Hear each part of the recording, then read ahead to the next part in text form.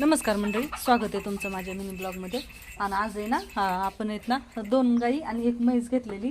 म्हणजे एकदाच 2 गाई आणि 1 म्हैस आपण घेतलेली. बघा, ही गाई जवळ आलेली, अजून हिला 3 आठवडे लागतील. आणि बघा, हे बघा. आणि ही गोष्ट नाही, ही होंडी, हिला शिंग नाही येतं. आणि ह्या गाईला पण म्हणजे दोन्ही पण गायला आपल्याला 3 आठवडे लागणार आहेत. ही गरीब गाई एकदम चोळ गोंजरलं थोडंसं, तर मान दिली तिने. शांत वाटते ही. पण आता दुसरी काय माहिती कशी आहे ती. आणि हे बघा, ही आहे ना थोडी, मला वाटते मारत असणार आहे, जरा फुसफुस करते जवळ गेली तर. आणि ही लागण सवय, पण नवीन बायकांची सवय नसेल. याच्या अगोदरची पण ही घेतली होती, ती पण थोडी धावत होती, पण तिला लागली माझी सवय आता. तर बघा, हिला जरा थोडंसं चोळायचा प्रयत्न केला, पण ही मारायचं बघती. आणि ही म्हैस, दोन्ही गायांना आपल्याला 3 आठवडे लागणार आहेत व्यायला.